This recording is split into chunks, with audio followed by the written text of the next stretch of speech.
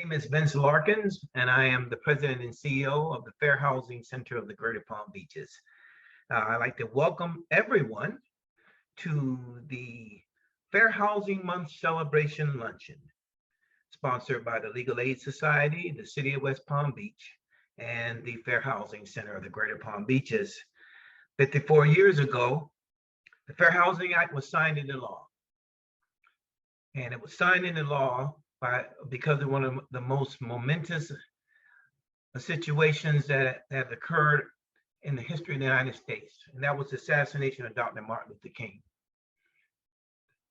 Act was signed into law, and 54 years have passed, and there is so much work that still needs to be done.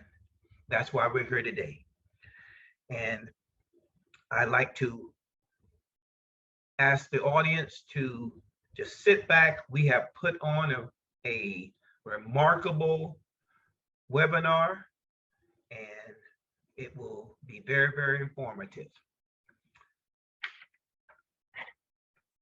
We have a special pre-recorded message from the mayor of West Palm Beach, Mayor Keith James.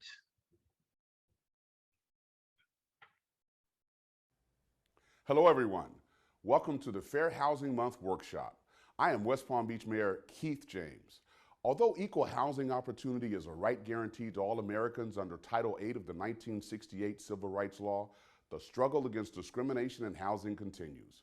Since the enactment of the National Fair Housing Act, the federal government designates every April, the anniversary month of that law, as Fair Housing Month. This April marks the 54th anniversary of the signing of the historic Fair Housing Act. The City of West Palm Beach is pleased to join in this historic celebration. It provides an opportunity for all Americans to rededicate themselves to the principles of freedom of housing choice and to reacquaint themselves with their rights and responsibilities.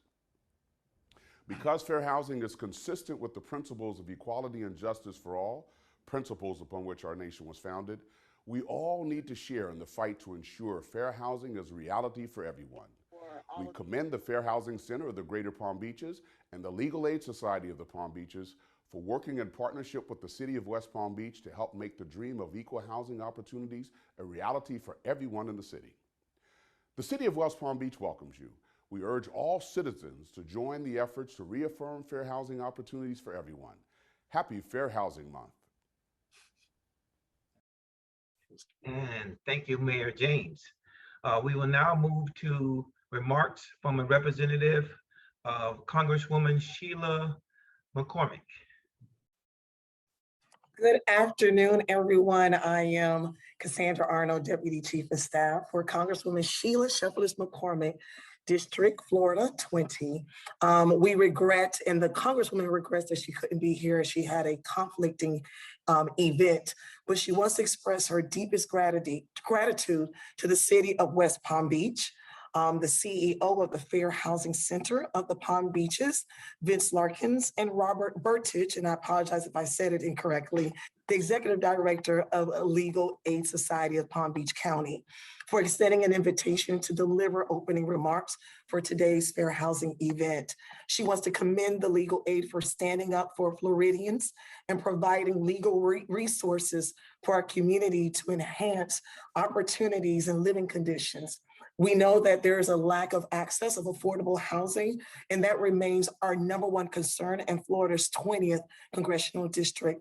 So know that you have an ally, an advocate in Washington, D.C., fighting for you every single day. So if there's anything that we can do both locally in our district office, which we have one in Tamarack and one in West Palm Beach, as well as our office in DC, please, please, please reach out to us, as we want to make sure that our constituents live a well-rounded life, including equitable housing opportunities. Thank you again. Thank you, Dr. Arnold. And now for the occasion, I give you Bob Burdish, who is the Executive Director for the Legal Aid Society of Palm Beach County. Thank you, Vince. Oh, I'm all right. Yeah. Thank you, Vince, for the introduction, and good afternoon to everyone. On behalf of the Legal Aid Society of Palm Beach County, I want to welcome you all to today's important presentation by Dr. Andre Perry on discriminatory appraisals. We are happy at Legal Aid to be partnering with our friends at the Fair Housing Center of the Greater Palm Beaches and the City of West Palm Beach on hosting this essential discussion during Fair Housing Month. Legal Aid has been committed to fair housing, education, and enforcement since 1999. Although housing discrimination is less overt than in the past, it still exists in many subtle and not so subtle forms in our community. Legal Aid's Fair Housing Project's mission, together with our partners, is to eradicate housing discrimination in our county. I'm looking forward to a really interesting discussion by Dr. Perry. Thank you, Bob. Now, we're going to have a short video which highlights why we're here today. Too many times in our society, people who have acquired the American dream of homeownership are required to basically it's a new phrase called whitewash their homes in order to increase the value of those homes, and are placed in a situation where communities of color are literally robbed of wealth based on one home, two very different real estate appraisals, and a stark divide between black and white. This family's Ortega home jumped in value by 40% after they removed all signs of black culture from inside. They say this is living proof that people of color face a substantial wealth gap. On Your Side's Troy Kless joins us live tonight with their story.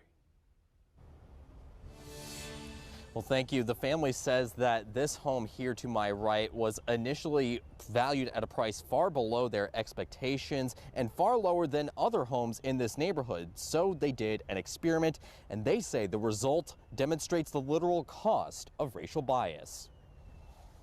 The Ortega area with lush houses everywhere. Abena and Alex Horton say they wanted to refinance their mortgage. They say their first appraisal did not go well, far lower than their neighbors.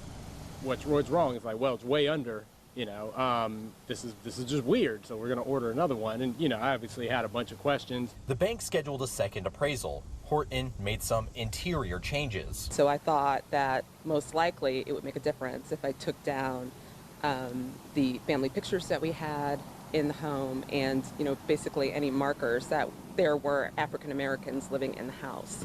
The difference between the first and second appraisal, $135,000. Experience, and we just felt that, maybe it was outright incompetence, but it seemed like targeted incompetence, and it seemed like incompetence that to us was suspicious. She is filing a complaint with HUD to see if there was a systematic undervaluing of her home. Horton says racial discrimination in housing has been under the table for far too long. But I do think that if there is unconscious bias in the world, it's going to seep into the appraisal business, and it's going to impact black wealth and black generational wealth.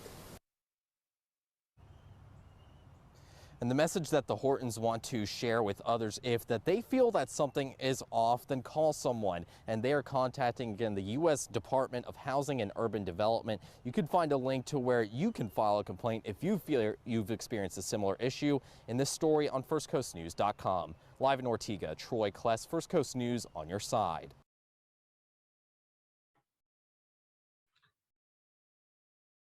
Our keynote speaker, Dr. Andre Perry, is a senior fellow at Brookings Metro and a scholar in residence at American University. Nationally renowned and respected as a commentator on race, structural inequality, and education, Dr. Perry's book, Know Your Price, Valuing Black Lives and Property in America's Black Cities, is currently available and will be raffled off at the end. So don't leave us, everyone. He's a regular contributor on MSNBC. I see him all the time.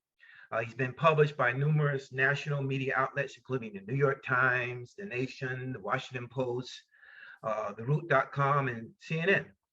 He also has made appearances on HBO, which means home box office to a lot of the young people. CNN, PBS, National Public Radio, NBC, and ABC. Ladies and gentlemen, I give you Dr. Andre Perry.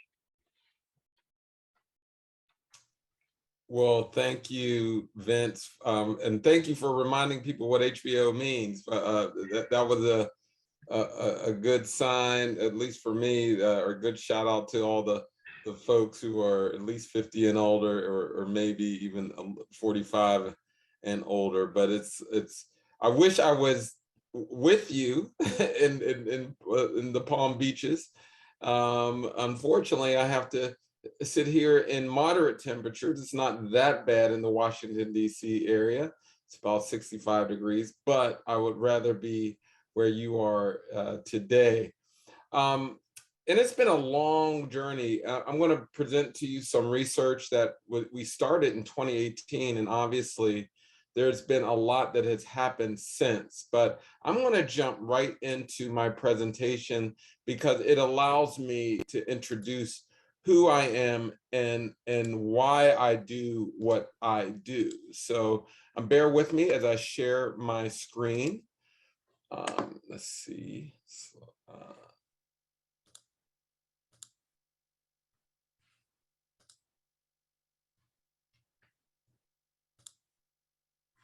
All right, worthy of investment, restoring value to Black communities.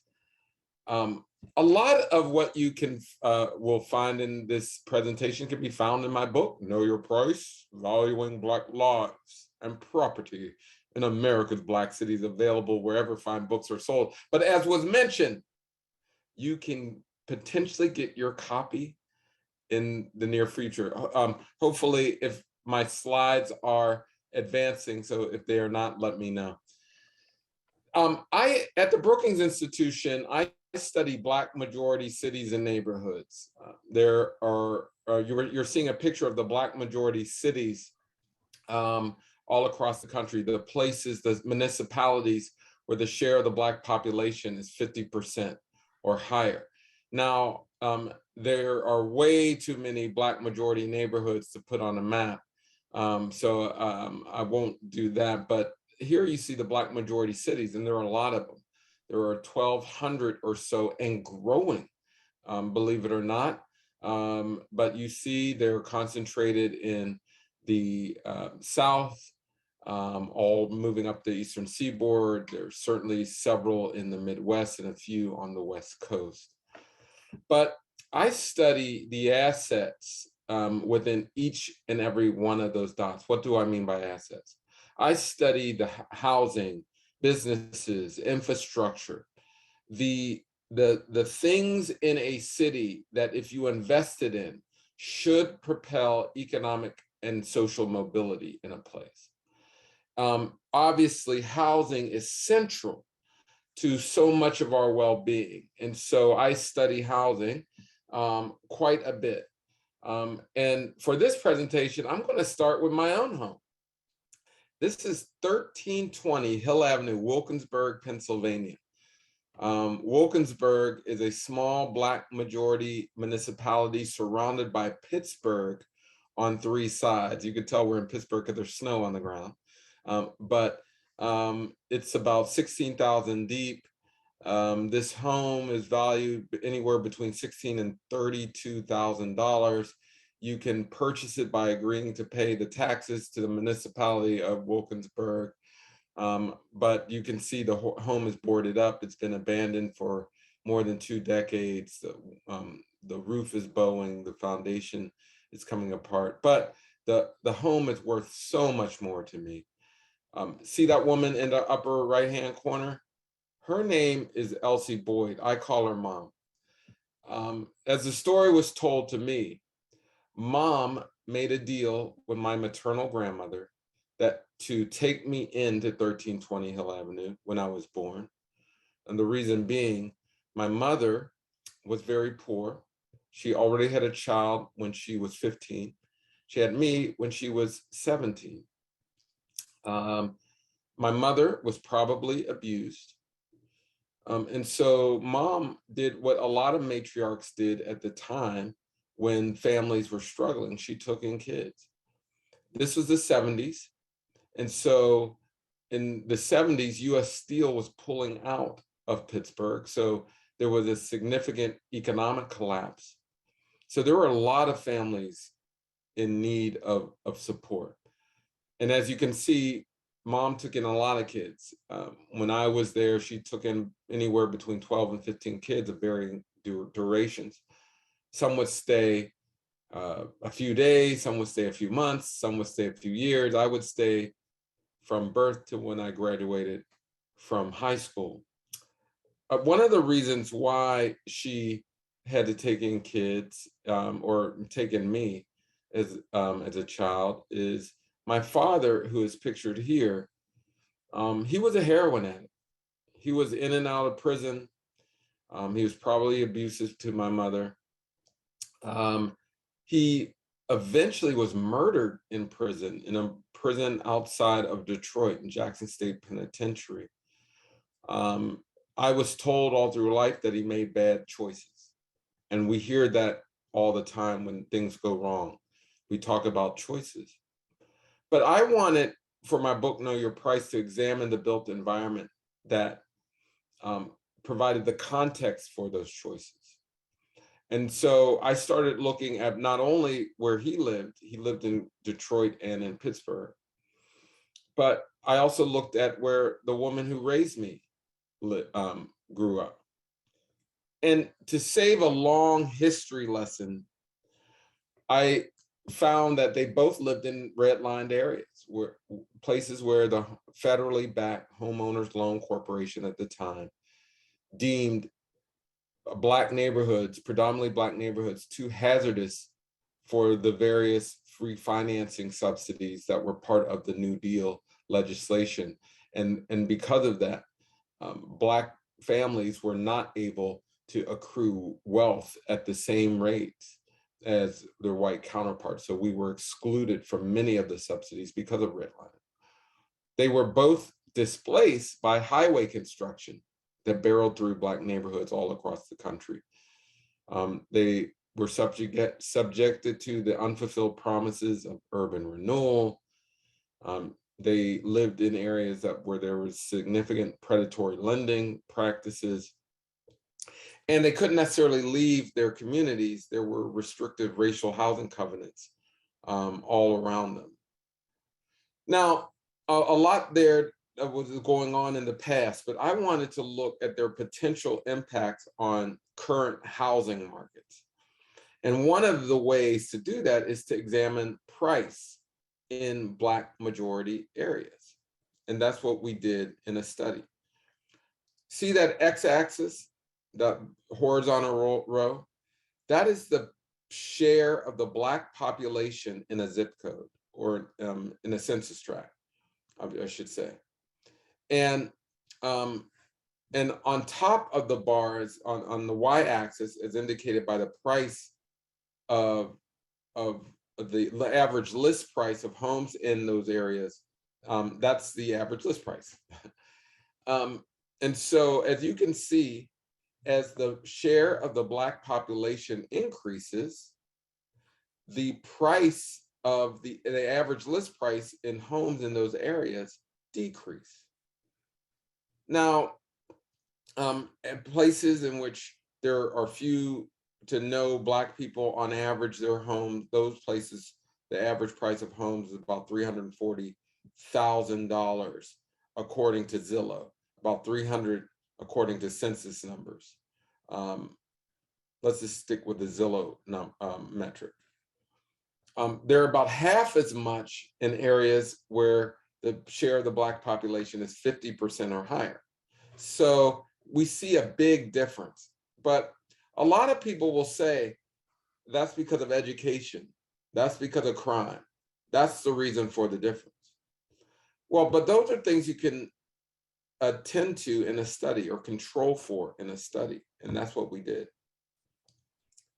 We took that absolute list price, so the price of the average price of the home, but we controlled for the structural characteristics. So all the physical manifestations of the home, the square footage, the number of rooms, all the physical attributes of the home.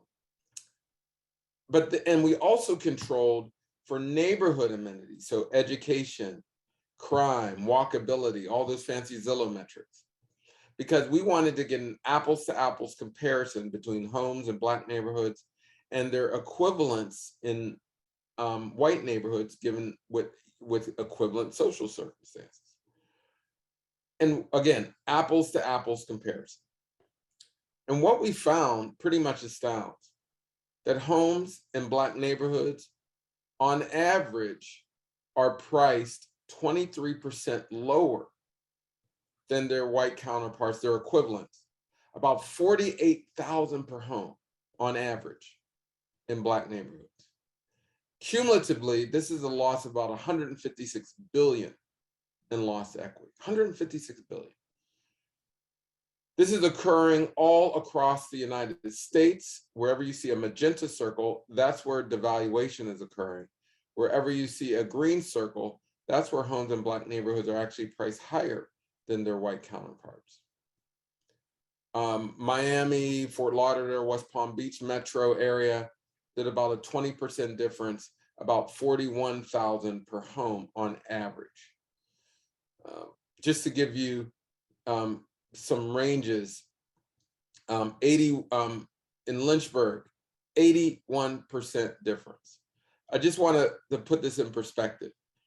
If you helicoptered a home from a Black neighborhood and placed it in an area with similar social circumstances, it would increase in value by 81%. 81%. Rochester, New York, 65% difference.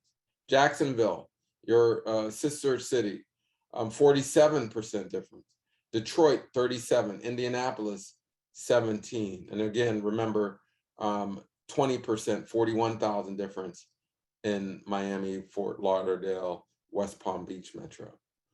Again, there are some places in which home values are priced higher in Black neighborhoods. Nashville, plus 10%.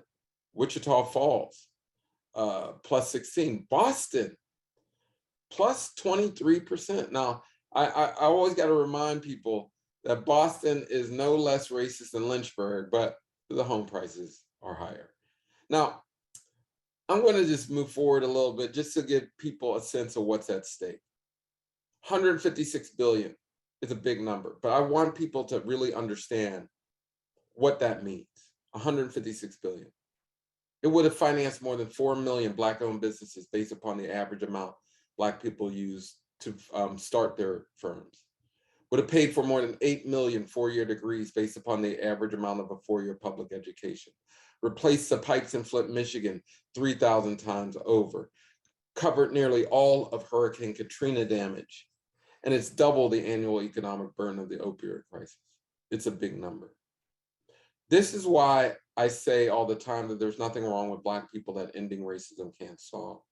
You know, that last bullet of the economic burden of the opioid crisis, it should be clear that if my father lived in a neighborhood where the home prices were at the white rate or the market rate, he would have better financed schools. Remember how we paid for our schooling in this country. He would have had better infrastructure, better policing. His drug use probably would not be criminalized. He would have greater opportunity to go to college, greater opportunity to start a business. His life and my life would have been fundamentally different. So again, we need to get this in our head that there's nothing wrong with Black people that ending racism can't solve. Now, I'm not saying that there's not effects of discrimination. There certainly are effects that lead to everything from crime to lower education and so forth. But we need to stop blaming people and going to root causes of the problem. One of them is housing discrimination. Now, I often quote my favorite philosopher, Thich Nhat Hanh, Vietnamese philosopher who recently passed, one of his famous sayings was that you don't blame the lettuce. When you're growing a head of lettuce and it's not growing, you never blame the lettuce. You look to see if the soil's rich. You look to see if it's getting sunlight. You look to see if it's getting rainwater. You never blame the lettuce. When we look at Black communities, we're constantly blaming the lettuce. And we need to end that practice. Now, I'm going to show you a clip. This is me testifying for the Financial Services Committee for the House. And this is me testifying with leaders of the appraisal industry. 2 years ago, before the news articles and stories and reporting on appraisals took place, we had to testify on this issue of home values. Now, my research doesn't just incorporate appraisals, it incorporates a lot of other things, but appraisals are certainly a part of this. It's the occupation that explicitly prices homes. Now, I want to show you this exchange between Representative Al Green of Texas and members of the appraisal community and me. He asked us a basic question. Do we feel that there's discrimination in housing markets? Take a look at this. If you think Black people are being discriminated when their property is being appraised, would you kindly raise your hand?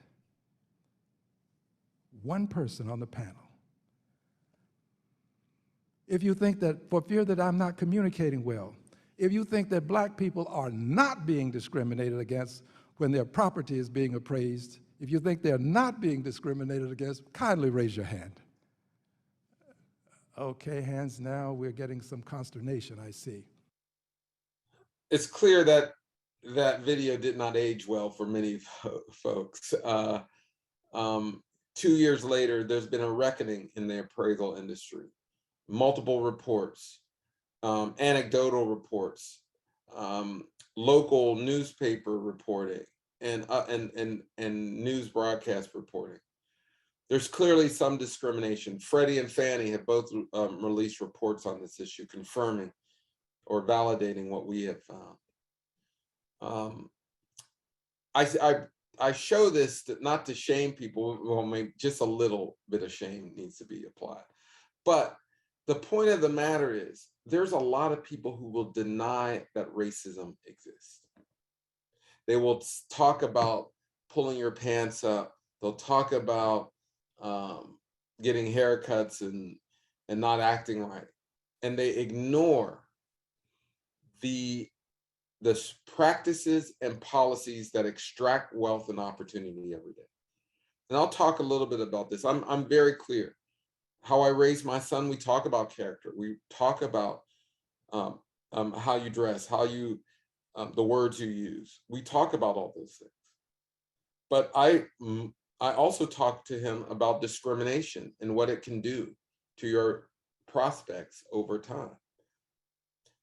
I'm going to just venture off a little bit and talk about business, because this is another aspect of the appraisal bias issue that we don't talk about, is the impact of this on business. Now, there's a myth that there's fewer businesses because of service and we don't know how to run businesses. And I wanted to challenge those assumptions. We look at, we know that Black people represent about 14% of the population, but only 2% of employer firms. Those are firms with more than one employee. Only 1% of Black business owners were able to obtain a loan in their founding year, compared to 7% of white entrepreneurs. Black entrepreneurs are denied bank loans more than twice as often as their white peers. And why that's important, there is a significant wealth gap in this country. And we know that white median families' wealth is about 8 times that of Black families. And so we have to take out loans in many cases to start a business. But people of color pay higher interest on those loans when we do. And we know that many businesses closed during the Great Recession. And this recession, we saw a lot of business close because of the PPP loan fiasco. Now, we know that most people start their businesses using the equity in their homes. So if you have less equity because of appraisal bias, you have less businesses in your community. And I'm going to just show you what happens in West Palm Beach because of this value gap. But first, I want to dispel this myth about our businesses, because let's be clear, our businesses are quality. And so we got business revenue from Dun & Bradstreet and got the race of the owner. We did this to do a similar experiment in business that we did in housing. But for this, we scraped all the Yelp data from businesses all across the country to get a sense of quality of businesses. But again, we control for neighborhood conditions, wealth, education, to get an apples to apples comparison once again. And what we found is that Black, Brown, and Asian-owned businesses are rated higher on Yelp than their white counterparts. I'll explain. Look, you see that magenta line? That's black, white, black, brown. Line is white-owned firms in every kind of neighborhood. Again, this x-axis represents the share of the Black population. That y-axis is the Yelp rating. And so in every kind of neighborhood, Black, Brown, and Asian-owned businesses score higher on Yelp. But as you see, as they are placed or situated in Blacker neighborhoods, the scores go down. So we're seeing what we see in housing devaluation, that the concentration of Blackness is changing perspectives on the assets in those places. Highly rated businesses in Black neighborhoods are experiencing lower revenue growth than poorly rated businesses in neighborhoods that are less than 1% Black. This leads to a loss of revenue among highly rated businesses upwards of $4 billion. Now, our elders used to have a saying that described this perfectly. They would say, our ice is just as cold. Our ice is just as cold. They knew, our elders knew, that if you don't frequent businesses in the hood, you distort the market in such a way that you force high quality businesses to compete with low quality businesses. You get less revenue in your neighborhoods and you get less community development. So I just want to make the connection. How that you can't separate these things, businesses, housing, they're all interrelated. And so if you're going to have solutions, you got to look at the entire ecosystem. And I just want to show you what would happen if we had equity in this issue. Black people, again, represent about 14% of the US population, but Black businesses are only 2%. Black employer firms are only 2% of the nation's employer firms. If Black businesses were the equivalent of the Black population, we would have 800,000 more Black businesses. 800,000 more Black businesses. And most of them will probably be in Black communities, when their revenues would bleed into those communities.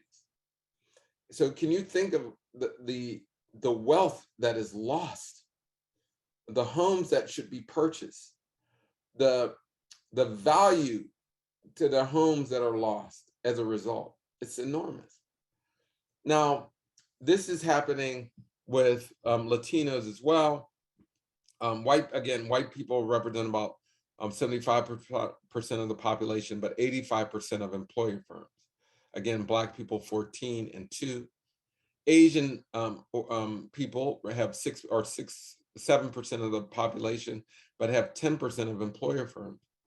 Latinos 18%, but only 6% of employer businesses. Now, let me show what, in general, no metro area in the US has a share of the Black-owned employer firms that matches or exceeds the Black population. The Southeast has the highest concentration of Black businesses. And among the 69 metro areas for which the 2020 ABS reports data, the highest proportion of Black-owned firms is in Fayetteville, North Carolina. But I'm just going to say in Palm Beach, Black people in the metro area, not necessarily the city proper, Black people comprise approximately 22% of the metro area, but Black businesses are only 4% of employer businesses. If Black businesses were the equivalent of the Black population, there would be essentially 44,000 more Black businesses, 44,000. That value would be gained in our housing markets as well. And not to mention that some of those businesses will be appraiser firms and other businesses relevant to housing. That's why I say equity is stimulus. You know, I'm by no means am I conservative, but I do say this. We would not need as much stimulus packages if people accrue the wealth that they should accrue naturally. That if people get the value of their homes, get the value of their businesses, people would be able to better withstand the inevitable economic crises that will occur. As you know, we've seen housing crises, we've seen hurricanes, we've seen terrorist attacks, we've seen it all. These pandemics, these shocks are always going to come.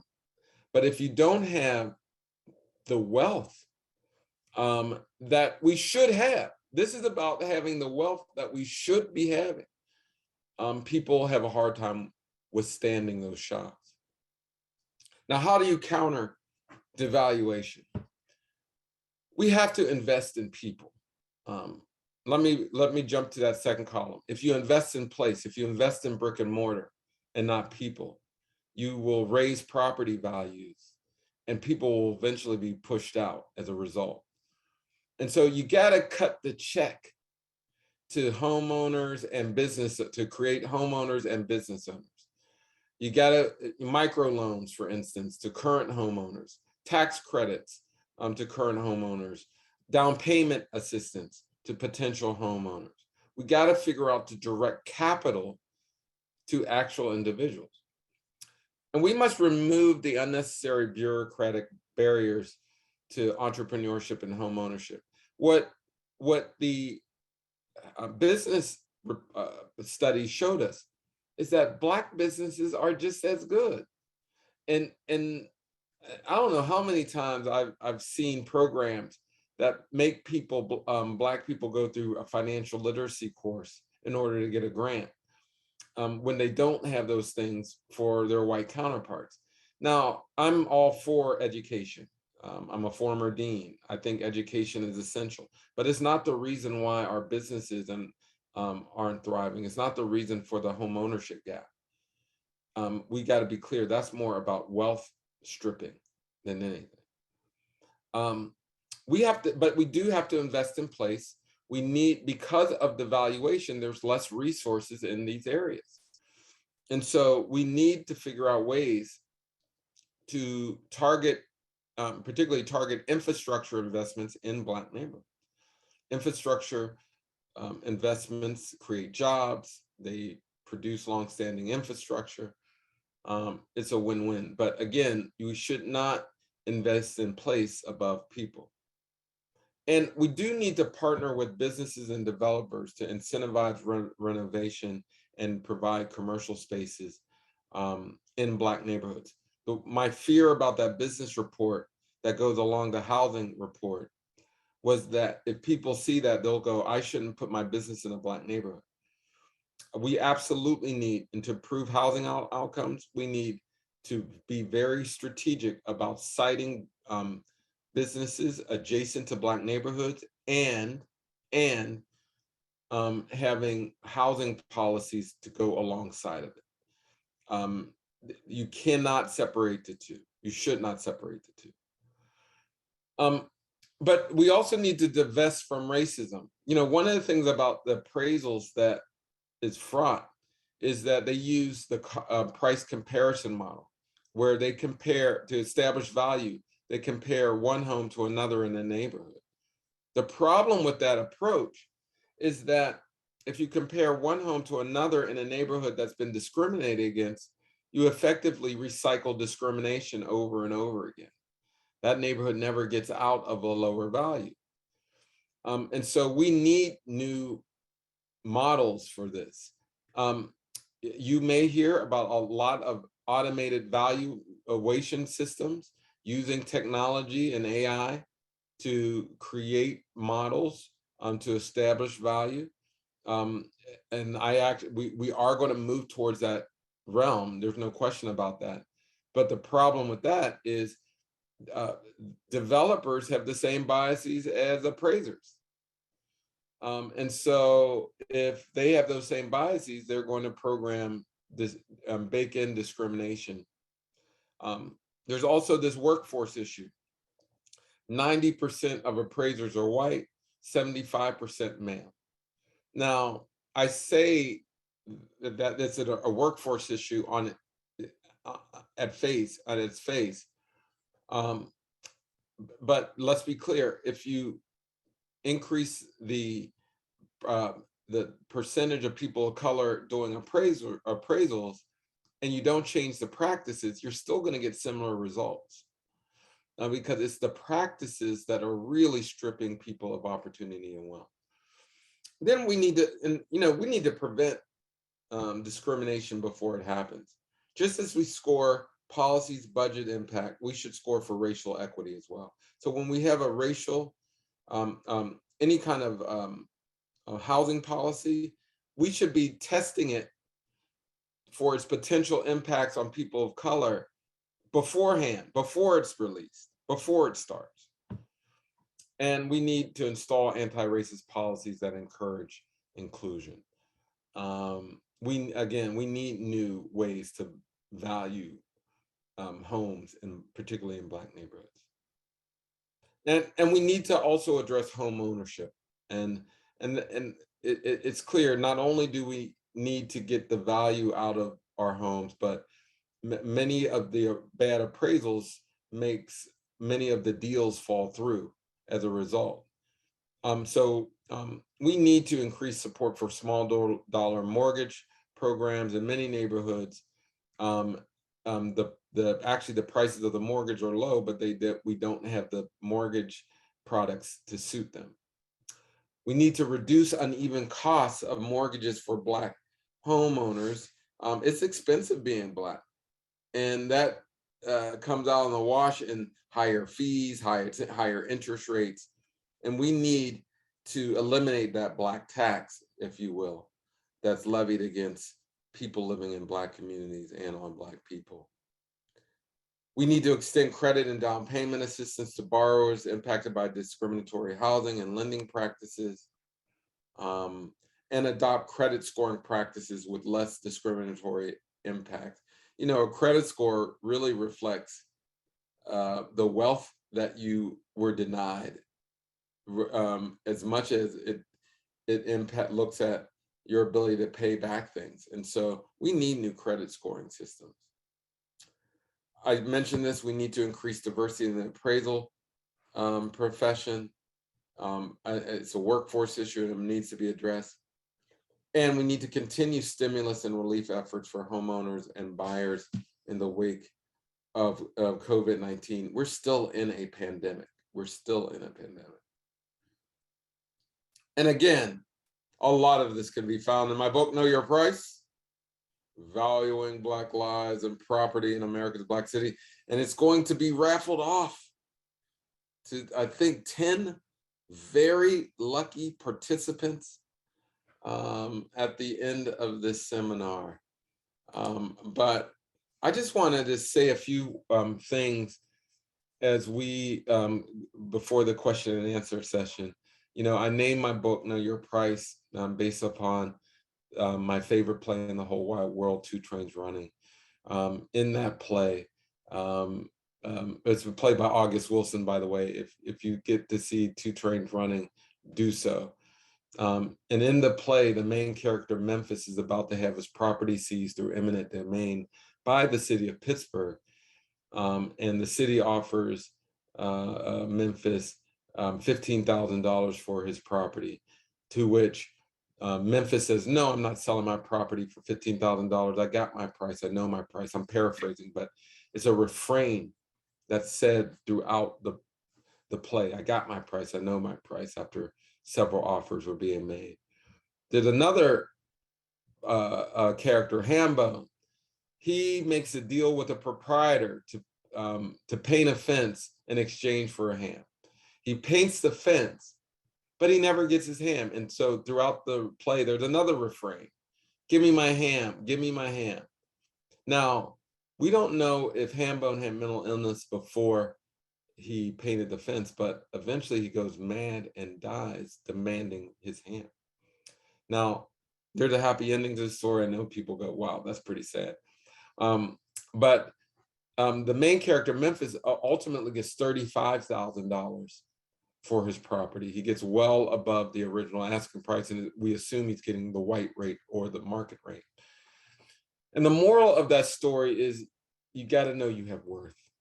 What I try to do with my book, Know Your Price, is give people the price to stand on, to make sure they get what they deserve.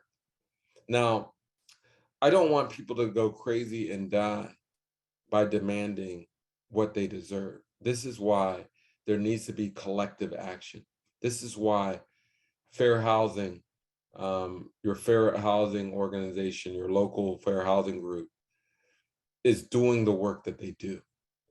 Because you can literally go mad demanding your ham, demanding what you are worth. And so kudos to Vince Larkins and the entire staff there who's doing the good work to preserve as much dignity and sanity as possible. And so with that, I'm looking forward to some questions and hopefully. And also, I'd like to say kudos to the Legal Aid Society, because they're our partners. And yes, they're doing the hard work also, Doctor.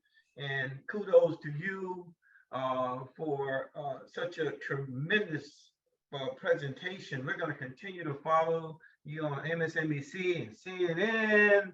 And kudos to the city of West Palm Beach, who has partnered with the Legal Aid Society and the Fair Housing Center for so long. We've been working together so long. We're going to continue to double down, okay?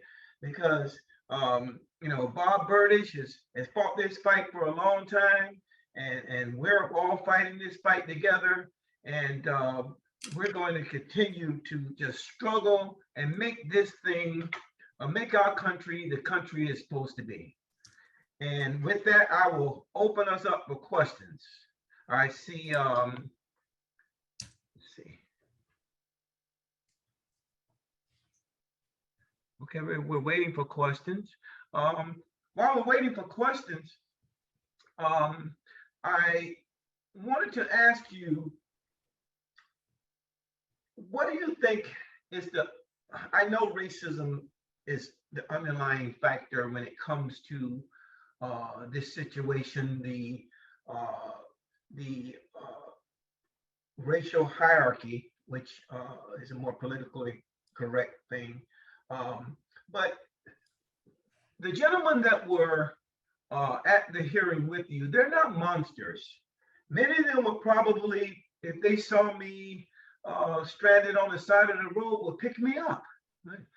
But how do we? And you might not be able to answer, but you're a professor, so I'm going to ask you: how do we reach a point where we can help them understand?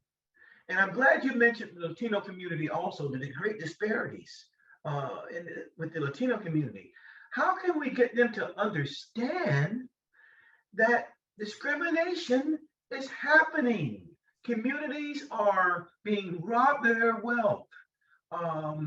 It's obvious for everyone to see, and you saw all the hands go up in the room when Congressman Green asked, "Do you think discrimination is not happening?"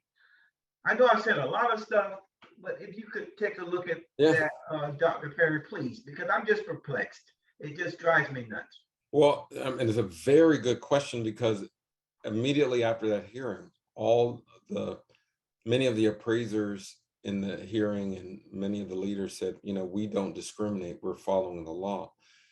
And they are in many cases. And that's why I work on policy.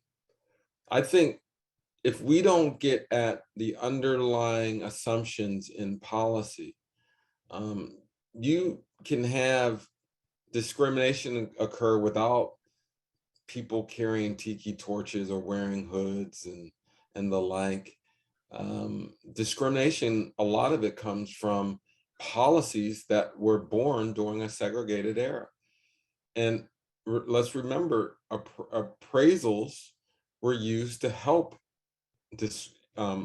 solidify discrimination, particularly in the early 1900s, when many of the practices were developed. Although we passed the Fair Housing Act, Act, as you mentioned, 54 years ago, many of the practices are still in place. Many of the policies are still in place. We still use price comparison models. Single family zoning ordinances still exist. These were tools used to discriminate. In many cases, we've embraced these tools. And so for me, I do think there are evil people out there, but I think mostly there is an issue of ignorance and an issue of policy. And on the ignorance side, we're seeing this played out, particularly in Florida. People are willfully denying themselves of the education that they should know. Many people who work in housing have no idea of the impact of redlining, have no idea of the practice of blockbusting, no idea that these are regular practices. And they also don't know that the real estate industry fought tirelessly during the 60s to maintain the right to discriminate.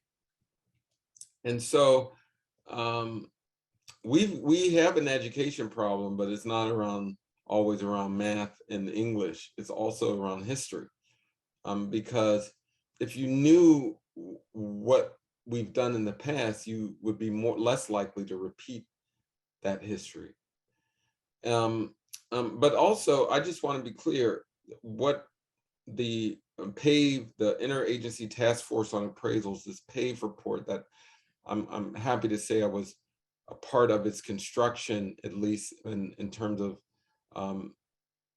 my report really started a wave of policy action in this regard.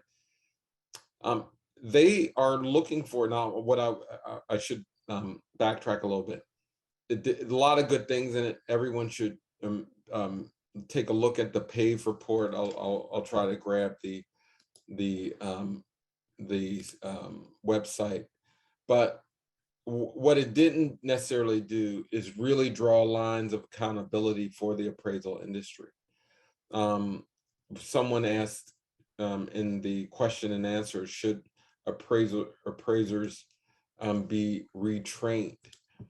I don't necessarily think so. I think the real issue is, should they be held accountable? Certainly, I do think retraining is a part of it.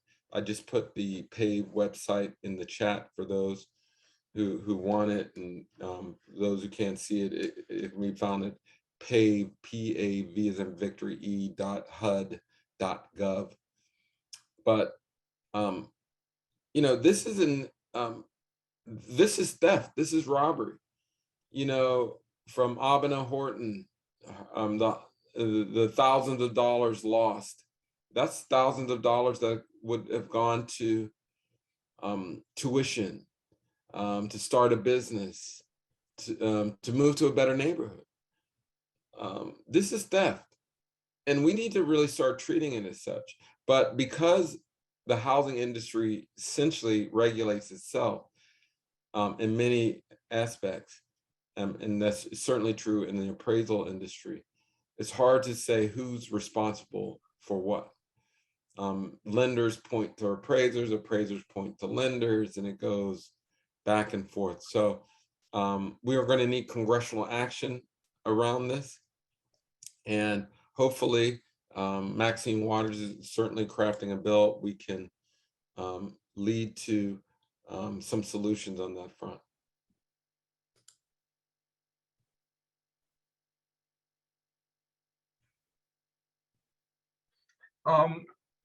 We have a question. Are there any specific avenues that you feel should be used to educate our community so as to empower them and help them understand their worth? I think one of the things that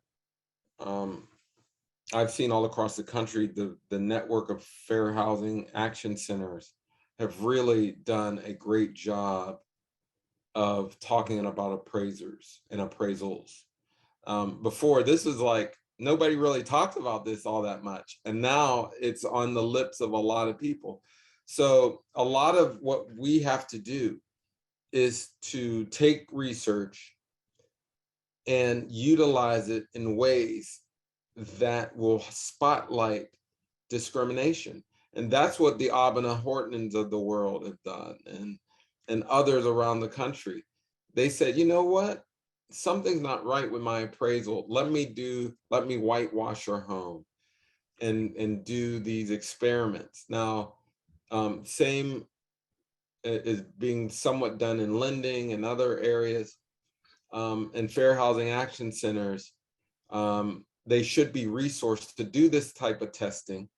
Remember, HUD actually have budget for this. And unfortunately, the Build Back Better Act was not passed because it would have increased the dollars for these kind of tests to occur. But individuals have taken it upon themselves to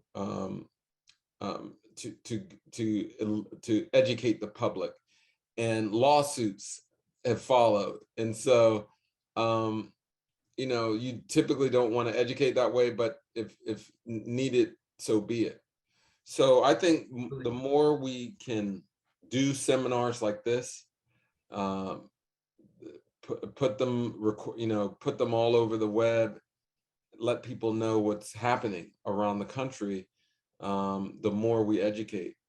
Certainly there's a role with schools, but this is something schools typically don't teach. I mean, but again, we should be talking about discrimination, housing discrimination, because it's a critical aspect of our history.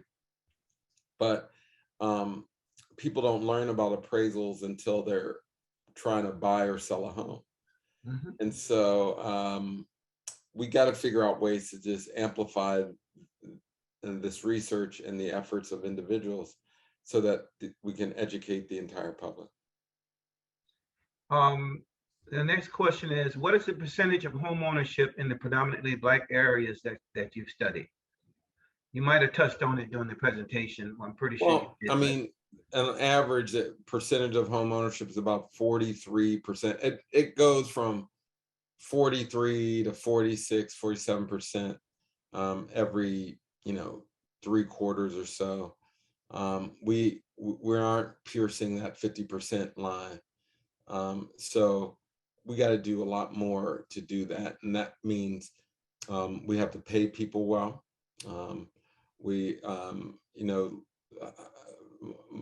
People, if they can't afford a mortgage, if they don't have down payment assistance, it's going to be tough. And so that typically doesn't happen unless you have a good job, benefits, and the like, or programs specifically designed to provide that down payment assistance. And that's where we really see the lack of wealth really show up in the home buying process. We have a lot of people who, in terms of credit scores, are ready to buy, but they don't have the cash. And and so we got to figure out ways to allow people who have those the credit scores and the know-how, but just simply don't have the cash to get them into a home. Thank you. The same person had a follow-up question. For many of us in the legal domain, we know what some of the issues are. How do we go about educating the masses as to the value of their homes? Yeah, I mean, you can start by buying Know Your Price and giving away more books to the public. But I would say on this issue, it's very sensational. You have a lot of great videos that you can talk that put around of people whitewashing their homes and the like. I think we need to get very crafty in showing the damage of discrimination to our public. So yes, it comes from seminars like this. It comes from lectures. It comes from fair housing groups making some noise in the community. But it also just means we got to leverage social media and media more. But on this issue, man, I haven't seen a housing issue that, I mean, lending always gets center stage, but appraisals and appraisers have been in the spotlight, the glaring spotlight for a while, and as they should. So yeah, I think we are seeing an education occur, and so and it's a good thing. Okay, thank you. We have time for probably one last question. We hear about gentrification all the time, but when we do, it is after it's already too late, which is so true. What can we do to connect more with the people of the community prior to this happening? I'm of the opinion that a business organization should be created to assist folks who are in that position, facing gentrification and all that entails, as we see in DC. I'm just expounding on the person's question, the loss of political power and traditional communities. Very good question. Yeah, there are lots of things. I'm actually part of a collaborative challenge with with Ashoka. So there's the Ashoka Brookings Challenge that we're trying to solve for devaluation, and a lot of we're giving away hundreds of thousands of dollars in prize money to people solving for devaluation. And one of the things that we're seeing are the rise of community land trusts, of other models, community ownership models, cooperatives, in Baltimore, a woman by the name of Bree Jones is developing entire blocks at a time, and people and like dozens of people are moving in those blocks at the same time. So there's there's upzoning techniques that are used. There's rezoning. I always remind myself that cities and municipalities oftentimes are still the largest landlords in a place. And so they can actually determine what property and land is bought and sold. We need to make sure that we hold public officials accountable to not selling to developers to the highest bidder, and figuring out tax structures that will ease the burden of the inevitable rise in property values as a result of development. So there's lots of things that you can do. I would suggest Google Ashoka Brookings Challenge to learn more. We have a release April 27th, actually PAVE, that interagency task force I talked about. We're going to announce the winners of this competition on April 27th at 1 p.m. So follow me at Andre Perry EDU. That's at Andre Perry EDU to learn more, or Google Ashoka Brookings Challenge and to learn more. Okay. I just want to address these very quick. There are many there are many efforts being made to recruit and certify BIPOC communities, and the banking industry can do more. I'll just put it that way. Right now, what they're doing is being sued, and they're settling lawsuits. That's the thing that they're doing. But they should demand changes in appraisal practices, and they are, and so look out for some things in the near future. So with that, I just want to again say thank you all for allowing me to present. This has been great, and again, next time, hopefully I can do this in person, and so I can get some warmer weather than here in DC. Well, Dr. Perry, feelings mutual. We definitely would like to schedule you in the future for an update. We get you out that cold weather, and as this issue continues to move forward in more proactive efforts.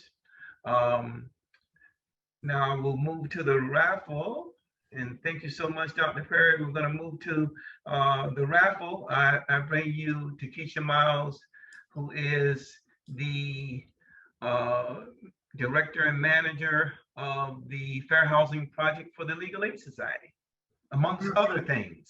All right, I've entered everyone's name who's in attendance. And so I'm going to spin the magic wheel, and the first 10 winners will receive a copy of Dr. Perry's book, Know Your Price. We will email you and get your address. So here we go, prize number 1.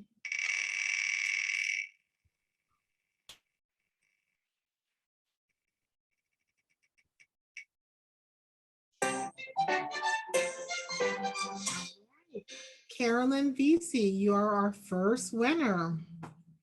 All right, let's get our second winner.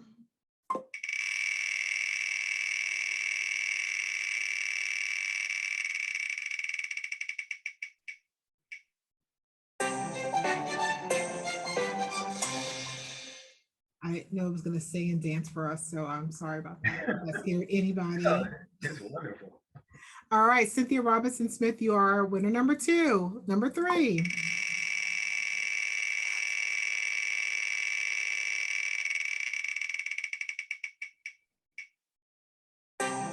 Jerry Leakey, you are our winner.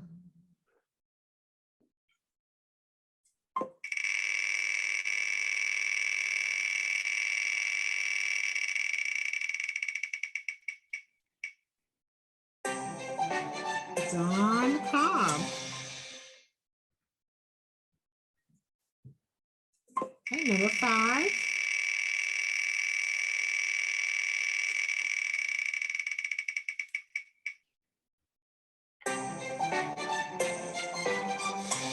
Antoinette McGrath.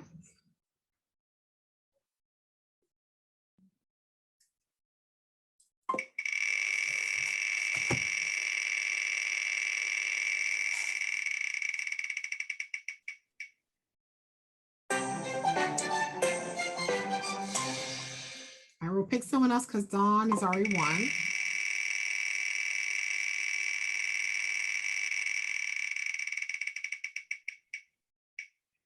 Okay. Shirley Erazo, you are a winner. Number 7, we're almost done.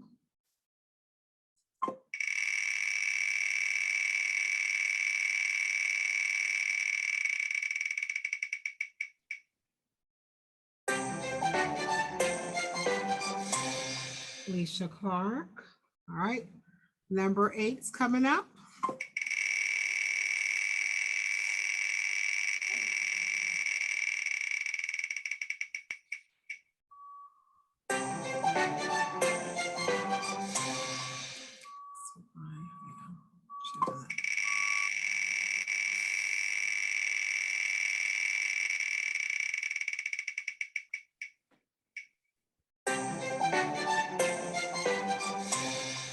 Sylvia Julia Sharks, you are a winner.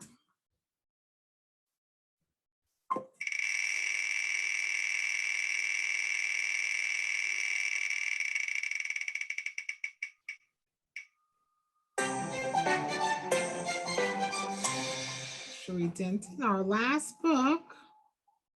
Here we go.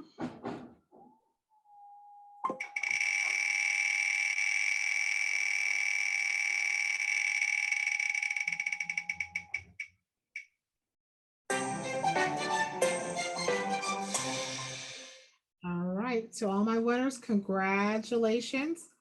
For those who didn't win, you can always order his book on Amazon to learn more about discrimination in the appraisal process and the research that he's done. So I'll turn the program back over to Vince. Okay, thank you, Takesha.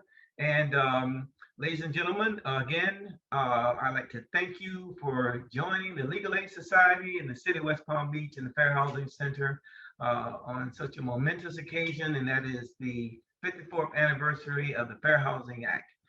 We encourage you to look at all the different YouTube videos of what's going on and get involved, register to vote, and amongst other things, volunteer with organizations like the Legal Aid Society and the Fair Housing Center and different programs that the city of West Palm Beach has actively been pursuing. And with that, I will close our webinar and thank you all and have a great day.